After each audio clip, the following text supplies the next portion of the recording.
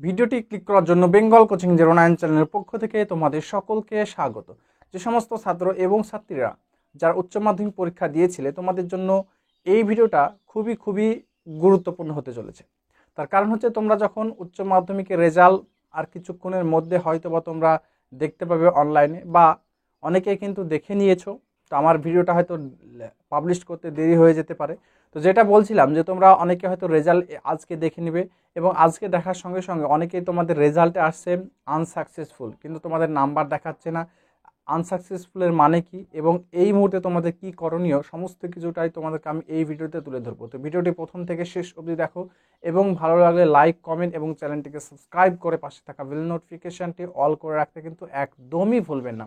তো দেখো, তোমরা যখন উচ্চ মাধ্যমিক যারা পরীক্ষা দিয়েছো, তোমরা যখন রেজাল্ট সার্চ করছো বিভিন্ন অনলাইনে কিংবা বিভিন্ন অ্যাপের মাধ্যমে, তখন তোমাদের কিন্তু একটি লেখা উঠছে তোমাদের রেজাল্ট, কিন্তু তোমাদেরকে দেখাচ্ছে যে আনসাকসেসফুল। এই আনসাকসেসফুল মানে কি? দেখো, আনসাকসেসফুল মানে যদি আমি সহজ কথায় বলতে যাই যে তোমার যে রেজাল্ট সেটা তুমি সাধারণত ফেল করেছো। আনসাকসেসফুল মানে তুমি ফেল করেছো বা অকৃতকার্য হয়েছো। এবার দেখো, এই যে ফেল করেছো সেক্ষেত্রে তোমাকে স্কুলে যেতে হবে এবং স্কুলে যাওয়ার পরে তোমাকে কিন্তু অনেক কারণে কিন্তু ফেল হতে আমরা দেখেছি বিগত বছরে। অনেকে দেখা যাচ্ছে প্রজেক্ট নাম্বার কেন ফেল হয়েছে তুমি সেটা অবশ্যই স্কুলে যাবে এবং দেখে নিবে যদি তোমার কারণ অনেকের ক্ষেত্রে দেখা যায় প্রজেক্ট নাম্বার যোগ হয় না, অনেকের ক্ষেত্রে অন্যান্য কোনো কারণ থাকার কারণে কিন্তু ফেল হতে পারে। তাই অবশ্যই স্কুলে যাবে এবং স্কুলে গিয়ে রেজাল্টটা তুলে নেওয়ার পরে তোমরা আবার পিপিআর এবং পিপিএস করবে যদি তোমাদের মনে হয় যে আমি পাশ করার মতো পরীক্ষা দিয়েছিলাম।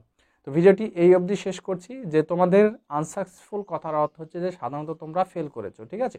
তবে একটা কথা বলে রাখি যে বেশ কয়েকটা সাবজেক্টে তোমরা দেখা যাচ্ছে যে 2-1-এর জন্য ফেল হতে পারো, সেক্ষেত্রে তোমরা পিপিআর এবং পিপিএস করে পাশ হয়ে যাবে। কারণ অনেকের ক্ষেত্রে দেখি নাম্বার ক্ষেত্রে বাড়ে, তাই অবশ্যই বলবো যে আনসাকসেসফুল হলেও যদি মন খারাপ করে কারো, যদি তুমি ঠিকভাবে লিখে আসো সেক্ষেত্রে তোমার ভয়ের কোনো কারণ নেই, তুমি পিপিআর বা পিপিএস করে কিন্তু পরীক্ষায় পাশ হয়ে যেতে পারো। তো ভিডিওটি এই অবধি শেষ করছি। ভালো লাগলে অবশ্যই লাইক, কমেন্ট এবং চ্যানেলটিকে সাবস্ক্রাইব করে পাশে থাকা বেল নোটিফিকেশানটি অল করে রাখতে কিন্তু একদমই ভুলবেন না। ধন্যবাদ সকলকে।